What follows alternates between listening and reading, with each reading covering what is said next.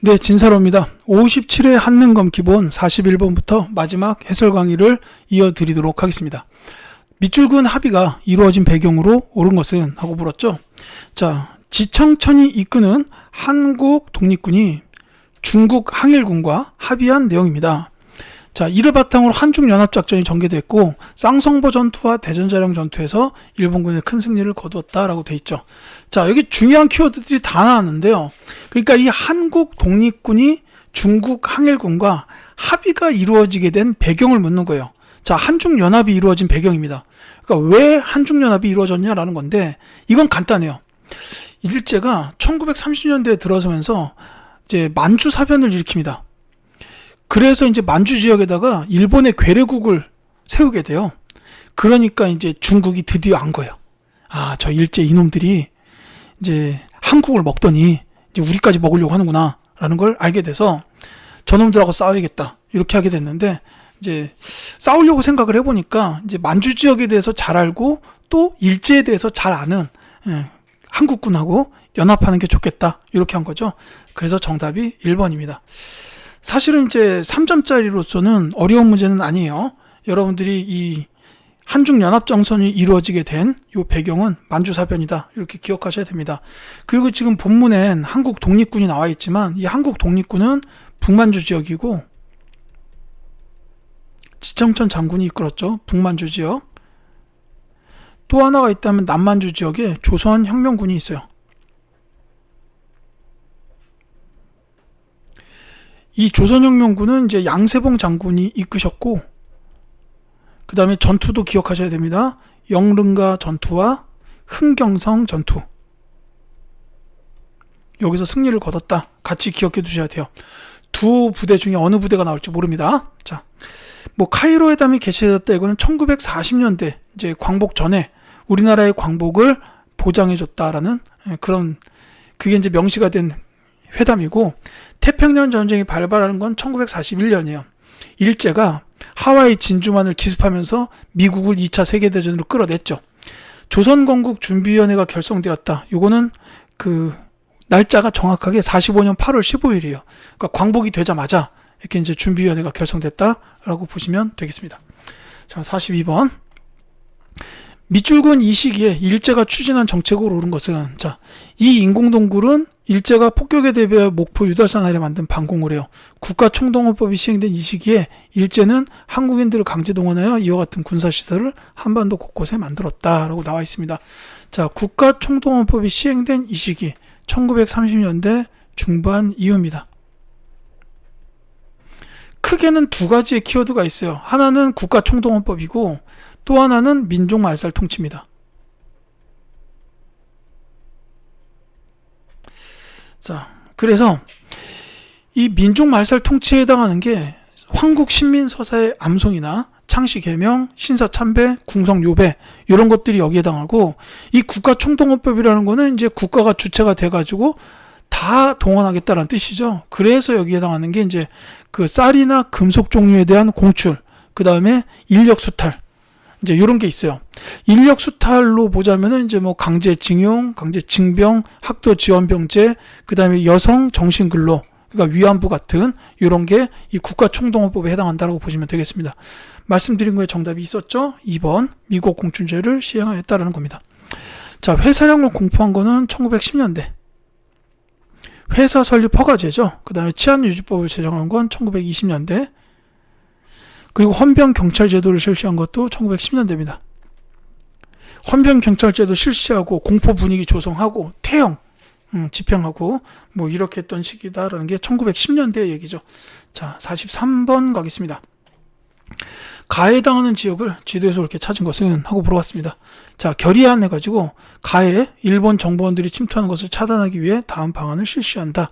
가해에서 모든 고려인을 내보낸 후 카자흐 남부지역, 우즈벡 소비에트 사회주의 공화국 등을 이주시킴. 1938년 1월 1일까지 완료함이라고 돼 있어요. 자, 몰로토프, 그 다음에 스탈린 이렇게 나왔죠. 자, 이 지역의 모든 고려인들을 내보낸다라는 데서부터 알 수가 있습니다. 요거는 이제 연해주예요. 그 정답이 2번 연해주입니다.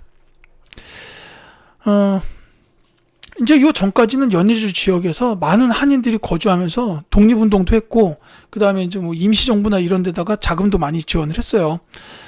근데 지금 여기 나와 있다시피 이 우리 한인들이 일본인들하고 생김새가 다를 바가 없다 보니까 이 연해주 지역에 일본 정보원들이 침투하면은 이걸 구별하기가 힘들었을 거예요. 그 소련 입장에서는. 이제 그래가지고 다 이주를 시켰죠. 지금의 이제 카자흐스탄이나 우즈베키스탄, 키르기스스탄 같은 이런 이제 중앙아시아에 있는 당시 소련 연방에 있던 곳, 거기다가 이제 우리 한인들을 많이 이주시켰습니다. 그래서 지금도 이제 뭐 거기 카자흐스탄, 우즈베키스탄, 키르기스스탄 같은데 우리 한인들이 많이 남아 계시는 거죠. 이제 고려인이라고 해가지고.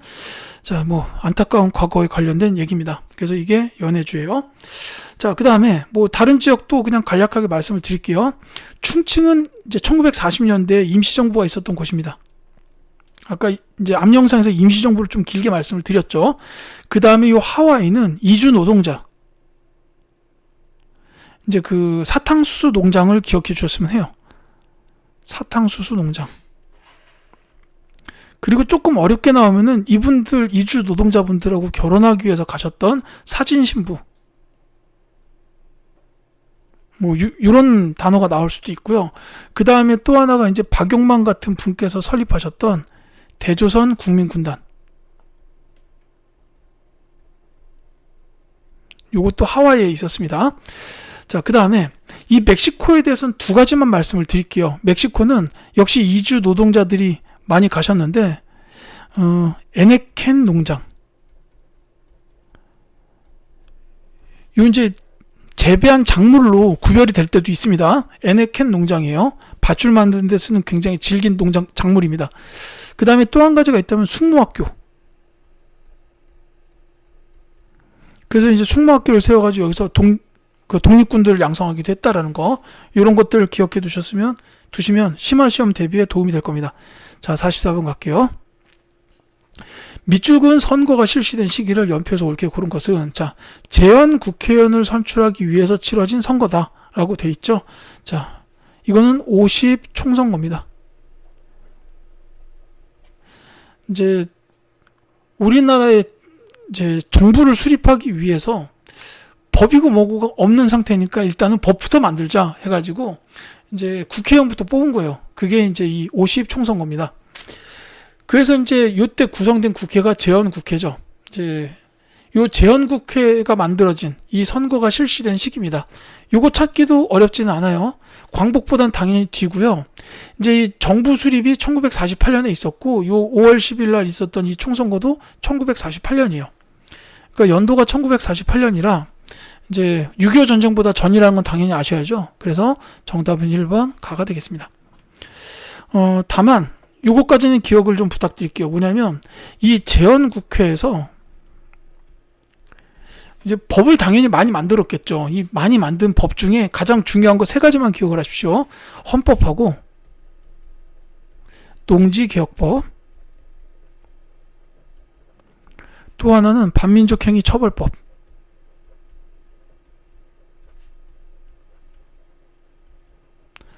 헌법이야 당연히 가장 먼저 만들어야 되는 법 중에 법이고, 이제 농지개혁법이나 반민족행위 처벌법은 당시에 정부에게 던져진 시대의 과제였어요.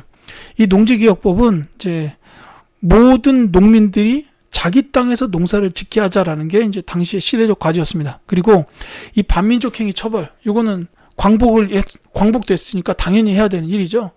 이제 일제 부역해가지고 잘 먹고 잘 살았던 친일파 인간들 처단해야 된다라고 한 게 반민족행위 처벌법인데, 다만 이 반민족행위 처벌법에 근거해서 반민특위가 만들어지지만 당시 이승만 정부가 이 반민특위 활동을 방해합니다.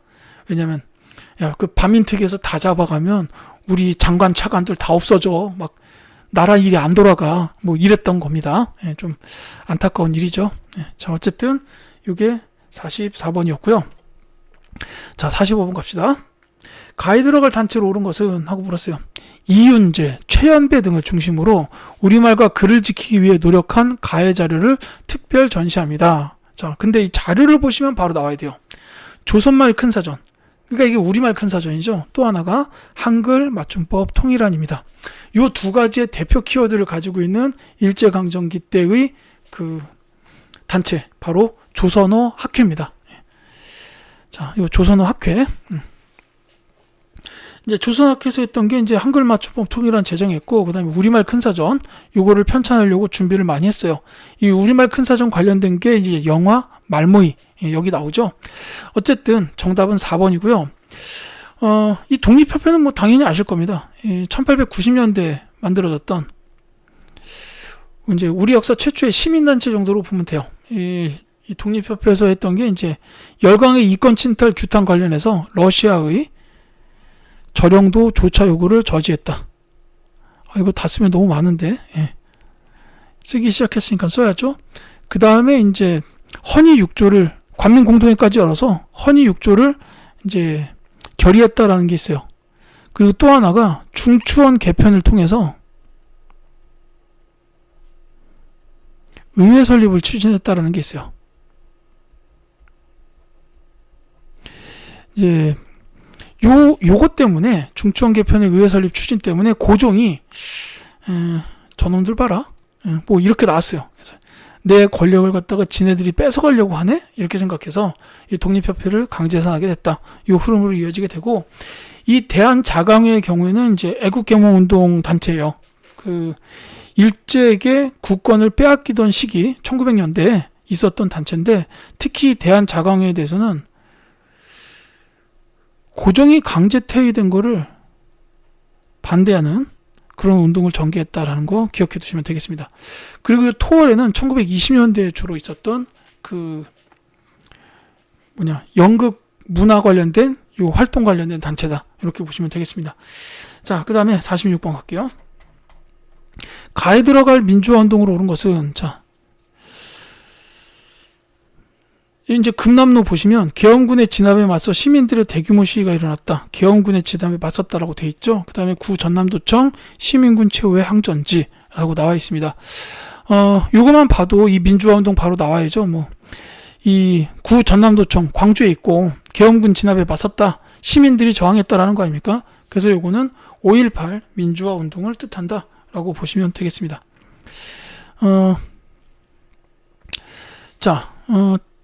여기 뭐 이제 다른 거 다 나와 있으니까, 이때 이제 5.18 민주화 운동 때 이제 주로 내세웠던 게 신군부는 물러가라 라는 거였어요. 이제 12.12 사태가 벌어지고 서울에 봄시대가 온 게 1980년 봄이었죠. 그래서 이때 이제 그 전국 각지에서 이제 신군부의 집권에 반대하는 그 민주화 운동이 일어납니다. 근데 이제 계엄령이 원래는 부마 지역에, 부산 마산 지역에 있었다가 이게 전국적으로 확대가 되면서 이제 계엄군들이 막 협박을 해요. 그러니까 이제 다른 지역에서는 이제 민주화 운동이 사그라졌는데, 이 광주에서만 끝까지 저항을 했다라는 거죠. 이 관련된 뭐 영화, 뭐 화려한 휴가나 택시 운전사 같은 거 보면 이 5.18 민주화 운동을 배경으로 만든 영화니까 이제 재미와 의미가 전부 다 있을 겁니다. 보시는 거 추천드리고요. 자, 6.3 시위. 요거는 뭐냐면 박정희 정부 초기에 있었는데, 박정희 정부 초기입니다. 한일 수교를 반대한 거예요. 당시 이제 박정희 정부의 과제는 경제 발전이었어요.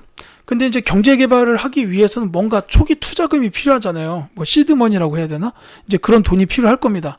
근데 그 돈마저도 없는 상태였으니까 여기저기에 돈을 꾸러 다니기도 하고 막 이랬단 말이에요. 그러니까 이때 나왔던 게 뭐냐면, 일본에다가 차관을 받아야겠다 해가지고 이제 일본하고 이제 수교를 맺게 되는 거예요. 뭐 김종필 오이라 비밀 협정 뭐 이런 거 해가지고 이제 한일 수교를 맺으려고 합니다. 그러니까 그 사실이 알려지자마자 반대가 확 일어난 거죠. 일본하고 뭔 놈의 수교냐, 적국인데. 이제 독립한 지 얼마 되지도 않았는데, 그죠? 이제 그래서 6.3 시위가 벌어졌지만 결국은 한일 수교는 맺어집니다. 그리고 일제로부터 뭐 독립 축하금이나 차관을 받게 되죠. 자, 6월 민주항쟁은 1987년에 있었는데, 요거는 이제 그 대통령 직선제를 열망해가지고 호언 철폐 독재 타도, 이런 구호가 나왔던 항쟁입니다. 다만 이 항쟁에서 이제 시민들이 승리를 거두고 6.29 선언을 통해서 이제 개헌을 약속을 하죠. 그리고 실제로 개헌이 이루어져서 지금까지도 대통령은 우리의 손으로 5년 단임 제도로 뽑고 있습니다. 자, 자, 228 민주운동, 요거는 이제 대구 지역에서 있었는데, 1960년이요. 이게 이승만 독재에 항거한 거, 이승만 독재에 항거했다라는 겁니다. 그래서 대구 지역 학생들이 2월 28일 날 민주운동을 벌였고, 3월 8일 날은 대전에서 벌어졌고, 3월 15일에는 마산에서 일어났어요. 근데 이 마산 의거에서 김주열 학생이 최루탄을 맞고 돌아가셨는데 시신이 나중에 발견돼서 전국적으로 확산된 게 4.19 혁명입니다. 이렇게 기억하시면 되겠고요. 자, 그 다음에 47번 갈게요. 가해당하는 인물로 옳은 것은? 하고 물었습니다. 자, 이분서는 가가 작성한 평화시장 봉제공장 실태조사서입니다. 당시 노동자들의 노동시간과 건강상태 등이 상세히 기록되어 있습니다. 열악한 노동환경의 개선을 요구하던 그는 1970년에 근로기준법을 지켜라, 우리는 기계가 아니다를 외치며 분신하였습니다. 라고 되어 있어요.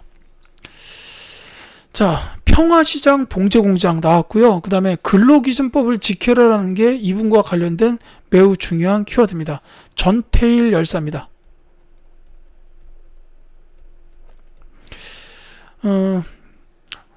노동 환경의 개선을 요구했다라고 했죠. 그러니까 지금은 뭐 주 5일제, 뭐 심지어 이제 이재명 정부가 출범하면서 주 4.5일제 막 뭐 이런 얘기가 나오고 있는데, 이제 이 전태일 열사의 노력이 없었다면은 과연 지금 이런 얘기가 나왔을 거라는 생각이 좀 들어요. 그 정답은 3번입니다. 예전에 이제 뭐 영화로서는 뭐 아름다운 청년 전태일 뭐 이런 이제 영화도 있고 했죠. 어쨌든 이분은 이제 노동환경 개선을 위해서 그냥 당신의 한 몸을 불살랐던 정말로 대단하신 분입니다. 이분이 없었다면 지금 노동환경이 그래도 이 정도로 좀 좋아지지는 않지 않았을까라는 생각도 있어요. 이 당시에는 뭐 주 80 몇 시간, 90 몇 시간 막 이렇게 일하는 것도 뭐 비일비재했고 그랬던 시기이기 때문에 그렇죠. 자, 그렇고, 자, 제가 앞문제에서 말씀드렸는데 여기 김주열 열사의 사진이 나와 있습니다. 이제 3.15 마산 시위에서 이제 시위를 벌이다가 그 눈에 최루탄을 맞고 돌아가셨던 분이다. 나중에 시신이 마산 앞바다에서 발견됐다라고 이제 말씀을 드렸죠. 당시에 마산 상고 다니던 학생이었습니다. 자, 그 다음에 장준하 선생, 유신 체제 때요. 개헌청원 100만인 서명운동. 이제 이 서명운동에 앞장서셨던 분입니다. 장준하 선생이신데, 이분은 그 일제강점기 때부터 뭐 한국광복군이나 이런 데서도 활동을 하셨던 분이기도 해요. 개헌청원 100만인 서명운동을 이끄셨던 분이다. 이거 기억해 두셨으면 좋겠고요. 그 다음에 이한열 열사, 6월 민주항쟁 때 돌아가셨던 분이죠. 영화 1987에서 그 강동원 배우께서 이제 맡으셨던 역할이 바로 이한열 열사일 텐데, 이분도 이제 최루탄에 그 머리를 맞으시고 이제 돌아가셔가지고 이제 전국적으로 이 항쟁이 계속해서 확대되는 이런 일로 이어지게 됐습니다. 자, 48번 가겠습니다. 밑줄근 이회담 이후에 있었던 사실로 옳은 것은? 하고 물었어요. 자, 분단 이후 처음으로 남과 북의 정상이 평양에서 만나겠지 한 이회담을 기념하는 우표 사진입니다. 자, 남북의 정상이 평양에서 만났다, 이회담. 자, 근데 처음으로요, 처음. 그러니까 1차 남북 정상회담입니다. 그리고 이게 이제 6.15 남북 공동선언으로 이어지죠. 자, 요게 김대중 정부입니다. 당시 김대중 대통령과 북한의 김정일이 평양에서 만났어요. 이제 공항에서 둘이가 서로 이렇게 환히 웃으면서 손을 맞잡는 그 장면이 실시간 뉴스 속보로 보도가 됐는데, 정말 저도 그때 보고서 정말 크게 놀랐던 그런 일이 있었습니다. 당시에 제가 대학생이었는데 정말 많이 놀랐었어요. 자, 이 김대중 정부 이후에, 이렇게 6.15 남북 공동선언 이후에 있었던 사실로 옳은 것은? 이라고 물은 겁니다.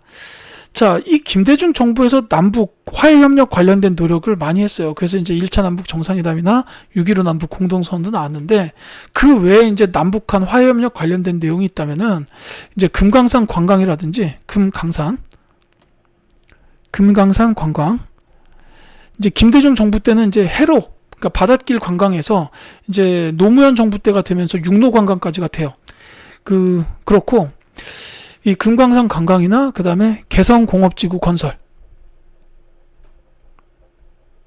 요 건설의 합의예요. 그리고 이제 이게 실제로 착공된 것도 노무현 정부 때입니다. 이제 요런 통일 관련된 노력들이 있었다라는 거죠. 그게 이제 선지에 있습니다. 정답 1번이요. 개성공단이 건설되었다라는 건데, 요거는 노무현 정부 때입니다. 김대중 정부 때는 개성공업지구 건설에 합의까지 했고, 노무현 정부 들어가서 이제 건설이 됐다라는 거죠. 사실 뭐 여담이지만 저는 장교로 군생활을 했는데, 그 군생활했던 시기가 김대중 정부랑 노무현 정부 때였어요. 6년 동안 군생활을 해가지고. 그래서 특히나 이 금강산 관광하고 이제 관련이 되는 게, 제가 동해안 최전방 지역에 있었고, 이때 이제 금강산 해로 관광, 육로 관광이 이루어지던 그 역사적 현장에 그때 이제 군인으로서 상황장교로 근무도 하고 이랬던 기억이 깊게 남아 있습니다. 자, 남북조절위원회가 설치되었다. 요거는 이제 그 박정희 정부죠. 7.4 남북 공동성명으로 나왔어요. 남북한이 유엔에 동시 가입하였다. 노태우 정부. 이때 이제 또 하나가 있다면 남북 기본합의서 채택했다. 이것도 있죠. 그 다음에 남북 이산가족 상봉이 최초로 성사된 거는 전두환 정부 때입니다. 자, 이렇게 보시면 되겠고요. 49번 가겠습니다. 가정부 시기에 있었던 사실로 옳은 것은? 하고 물었어요. 사진으로 보는 가정부, 해외로 간 한국인들 해가지고, 자, 서독 파견 광부, 요 나와 있고, 그 다음에 서독에 파견되는 간호사, 베트남에 파견된 기술자, 이렇게 나와 있어요. 자, 서독에다가 광부랑 간호사를 파견했다. 서독이면 독일입니다. 독일도 분단 시절이 있잖아요. 서쪽, 동쪽으로. 이때 이제 서독에 파견됐던 광부와 간호사, 그 다음에 베트남 기술자. 자, 요거는 언제냐면 박정희 정부입니다. 제가 앞선 문제에서 뭐 6.3 시위 관련해서 말씀드리면서 박정희 정부의 과제는 경제개발이었고 시드머니가 필요했다. 그래서 이제 한일 협정을 맺게 됐다. 뭐 이런 것도 제가 말씀을 드렸는데, 이제 그 관련돼서 자금 조달을 위해서 했던 일들이 여기 또 나와 있어요. 그 서독의 광부랑 간호사를 파견해서 이 광부 간호사들의 월급을 담보로 해서 차관을 빌렸어요. 이제 이런 게 있었고, 그 다음에 베트남의 기술자 파견도 있지만 또 하나가 그 군대도 파견했죠. 그 베트남전 파병. 베트남 전쟁에 파병도 했습니다.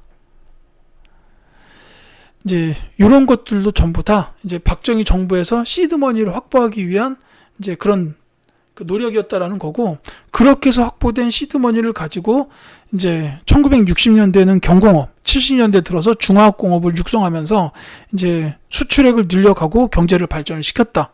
그 경제개발 5개년 계획대로 차근차근 시행해서 1977년에는 수출 100억 달러를 달성하기도 했다. 이렇게 이어지게 됩니다.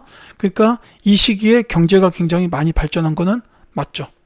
자, 어쨌거나 이 박정희 정부에서 있었던 사실로 옳은 것을 찾아라 그랬는데, 이렇게 경제 발전도 있었고 한편으로 농촌이나 어촌에서는 새마을 운동도 진행이 됐었어요. 새벽종이 울렸네, 새아침이 밝았네, 이런 노래가 있는데 그게 새마을 운동입니다. 1번이 정답이요. 자, 금융실명제를 전면 실시하였다라는 건 이제 김영삼 정부 때 일이고, G20 정상회의를 서울에서 개최하였다. 이명박 정부입니다. 그 다음에 미국과 자유무역 협정을 체결했다. 노무현 정부 때 일이에요. 칠레하고 체결한 거는 김대중 정부, 미국과 체결한 건 노무현 정부고, 그 다음에 또 하나가 중국과 자유무역 협정 체결한 것도 간혹 나오던데 요거는 박근혜 정부입니다. 자, 50번 갈게요. 밑줄근 대책으로 옳지 않은 것은? 하고 물어봤습니다. 자, 코로나19가 장기화되면서 방역조치와 더불어 의료진 헌신이 지속되고 있다. 자, 감염병이 발생하면 나라에서는 다양한 대책을 마련하여 백성을 구제하기 위해 노력하였습니다. 라고 나왔어요. 자, 이제 이 문제가 출제됐던 시기를 보자면 2022년이고, 그래서 요 나라에서 감염병 관련된 문제가 통사적으로 출제가 됐어요. 이때가 이제 코로나 시대이기 때문에. 물론 지금 제가 영상을 촬영하는 시기는 25년이다 보니까 이제 이 전에 있었던 코로나 시대가 생각이 나네요. 자, 어쨌거나 지금 이 문제는 감염병에 관련된 대책을 묻는 문제라고 보시면 되겠습니다. 자, 사실 3점짜리 문제로 나왔지만 이제 옳지 않은 것이 너무 명확해서 이 문제는 어려운 문제는 아닌 듯 보입니다. 정답을 먼저 말씀드리자면 2번이에요. 고려시대의 양연고 등을 설치하여 기금을 마련하였다라는 겁니다. 근데 이 양연고가 왜 설치가 되냐면 관악진흥책으로서 장학기금을 모으기 위한 거예요. 그러니까 이 양연고는 장학기금을 모으기 위한 창고 정도로 보시면 됩니다. 그러니까 이게 감염병의 대책과는 관련이 없어요. 예. 자, 고려시대의 구제도감 등의 임시기구를 설치하였다. 요 구제도감이 감염병에 대응했던 임시기구라는 거죠. 그래서 돌림병이 발생하면 구제도감부터 설치했다라는 게 이제 고려시대고, 그 다음에 조선시대에는 구질막, 병막 등의 격리시설을 운영하였다라는 것도 역시 옳은 설명이 되겠죠. 자, 이제 돌림병이 발생하면 격리를 시킨다라는 겁니다. 이제 지금 코로나19 이때도 자가격리 이런 거 많이 했잖아요. 예. 그 다음에 조선시대에 간이벽원방, 신찬벽원방 등을 편찬하여 보급하였다. 자, 이런 책들은 조금 어렵긴 한데 요 이제 감염병에 관련된 대책을 기록한 책이다라고 보시면 되겠습니다. 자, 이렇게 해가지고 57회 한국사 능력검정시험 기본에 대한 해설 강의를 모두 마치겠습니다. 강의를 들어주신 학생들께 진심으로 감사드리고, 저는 다른 기본 심화 해설 강의 콘텐츠를 통해서 계속하여 찾아뵙도록 하겠습니다. 감사합니다.